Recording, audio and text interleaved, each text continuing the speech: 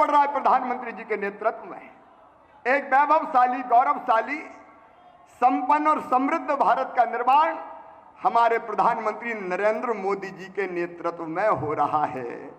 आज कहते हुए गर्व है, एक जमाना था जब पिद्दी पिद्दी से देश में डराते थे और भारत कुछ नहीं कर पाता था। लेकिन रक्षा मंत्री राजनाथ सिंह भाई साहब बैठे, उन्होंने कह दिया, मोदी जी ने कह दिया, हमारी सेना हर संकट का मुकाबला करने के लिए तैयार है। हम अपनी तरफ से किसी को छेड़ेंगे नहीं, लेकिन किसी ने अगर हमें छेड़ा तो उसे हम छोड़ेंगे नहीं। और आपने देखा, चीन ने जुर्रत की थी भारत की सीमा में कदम रखने की, तो हमारे सैनिकों ने चीन के सैनिकों की गर्दन तोड़ के वापस चीन की सीमा में फेंक दिया। ये आज का भारत है। हम राजनाथ जी को हमेशा सुनते हैं, देश की सीमाओं की सुरक्षा के लिए फौजें सन्नद्ध है। और आज पूरी दुनिया जानती है कि वो जमाना चला गया। यूक्रेन का उदाहरण देख लो, यूक्रेन और रूस में लड़ाई हुई, हमारे बच्चे फंसे थे। अब हमारे बच्चे 30,000 कैसे बाहर निकले? तो केवल एक काम किया हमारे बच्चों ने, भारत का तिरंगा झंडा हाथ में थामा और निकल पड़े, तो रूस भी पीछे हट गया और यूक्रेन ने भी लड़ाई बंद कर दी। भारत के बच्चे तिरंगा हाथ में लेके बाहर निकल आए और भारत के पीछे बांग्लादेशी भी वापस आ गए। यह आज भारत का सामर्थ्य है, भारत की ताकत है। चारों तरफ हमारे देश का विकास हो रहा है। उस पर मैं विस्तार से नहीं कहना चाहता। जो जो वादे भारतीय जनता पार्टी की सरकार ने किए थे, जो हमारे पुराने संकल्प और सपने थे, आज पूरे हो रहे हैं। अयोध्या में भगवान श्री राम के भव्य मंदिर का निर्माण भी हो रहा है और उज्जैन में महाकाल महालोक भी बन रहा है। लेकिन आज जो मैं आया हूं, एक बहुत मानवीय कार्यक्रम के लिए आया हूं। आज सिंगरौली जिले में, अकेले सिंगरौली जिले में 25,500 गरीब बहनों और भाइयों को मैं आपको घटना सुनाता हूं। यह योजना बनी कैसे? मैं टीकमगढ़ जिले में, पृथ्वीपुर जिले में मैं दौरा कर रहा था निवाड़ी में, तो एक जगह बड़ी संख्या में जनता खड़ी थी। मैं जनता के पास पहुंचा, मैंने पूछा बात क्या है? तो उन्होंने कहा कि मामा रहने की जगह नहीं है रे। मैंने कहा रहने की जगह नहीं है तो रहते कहाँ हो?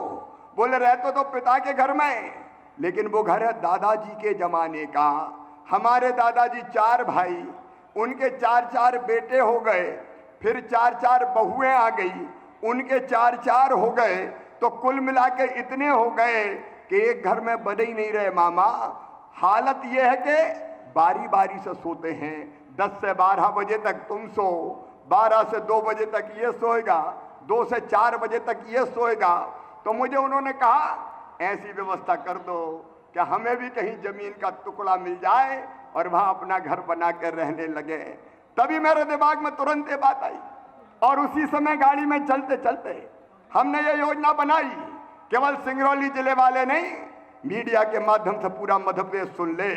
हमने फैसला किया है, मध्य प्रदेश की धरती पर कोई गरीब रहने की जमीन के बिना नहीं रहेगा।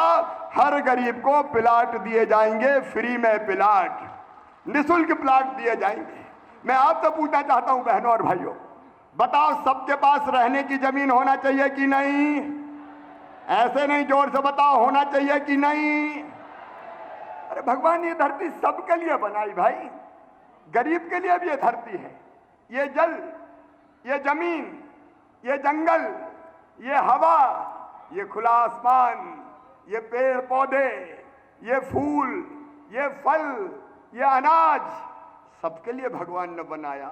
इंसान ने अपनी दुनिया अलग बना ली, कोई अमीर बन गया, कोई गरीब रह गया।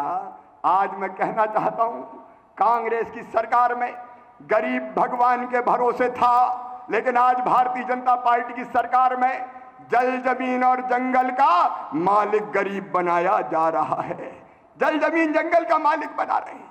मैं भावपूर्ण शब्दों में आपसे कह रहा हूं, आप बताओ अगर कोई के पास जमीन नहीं है रहने की, उसकी जिंदगी कैसे कटती होंगी, उसके परिवार की, उसके बच्चों की।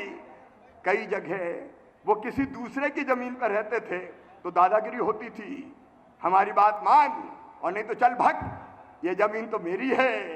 सुनो गरीब बहनों और भाइयों, मध्य प्रदेश की धरती पर, पूरे मध्य प्रदेश में कोई गरीब जमीन के बिना नहीं रहेगा।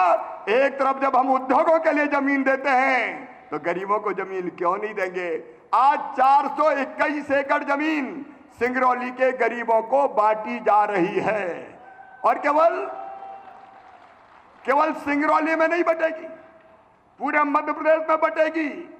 सरकारी मिलेगी तो सरकारी बांटूंगा और सरकारी नहीं मिली तो खरीद के दूंगा, लेकिन कोई गरीब जमीन के बिना नहीं रहेगा। हर एक के पास अपना जमीन का टुकड़ा थोड़ा सा हो, जहां पूरे स्वाभिमान के साथ वो अपने परिवार के साथ रह सके। यही तो सामाजिक न्याय है। पंडित दीनदयाल उपाध्याय जी ने यही भारतीय जनसंघ के समय हमसे कहा था, ये गरीब तुम्हारा असली भगवान है, इसकी सेवा कर लो तो समझो भगवान की पूजा हो गई।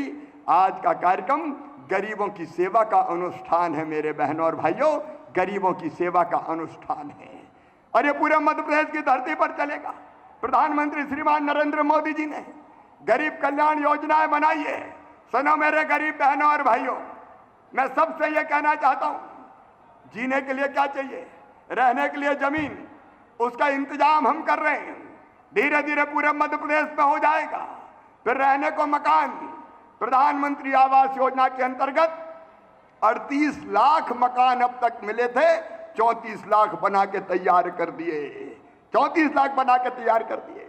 आगे मकान बनाने का क्रम जारी रहेगा और जमीन के पट्टे के लिए यहाँ कलेक्टर है, कमिश्नर है।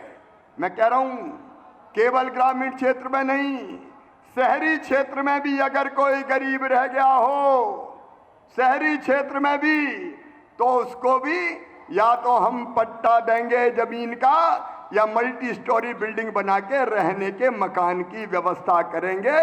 कोई बिना छत के नहीं रहेगा। राशन हो गया प्रधानमंत्री गरीब कल्याण योजना का, मकान जमीन हो गई।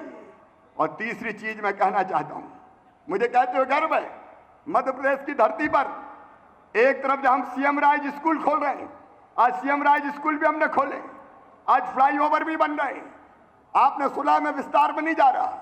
वहीं दूसरी तरफ चाहे गरीब हो चाहे मध्यम वर्गीय हो, आप ध्यान से सुन लेना मेरी बात, और किसी जाति और समाज का हो, वो एससी हो, वो एसटी हो, वो ओबीसी हो या वो सामान्य वर्ग का हो, मेरे बेटा बेटियों चिंता पढ़ाई की मत करना, क्योंकि जितने भी पढ़ने में तेज है मेरे बच्चे, मेधावी है मेरे बच्चे, उनकी फीस चाहे मेडिकल कॉलेज की हो, चाहे इंजीनियरिंग कॉलेज की हो, चाहे अन्य कॉलेज की हो।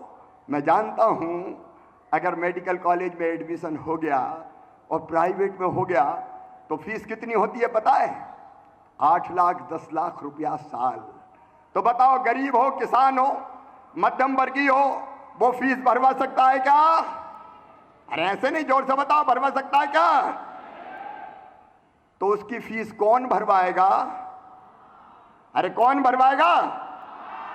तो उसकी फीस मम्मी पापा नहीं भरवाएंगे, मामा शिवराज सिंह चौहान भरवाएगा।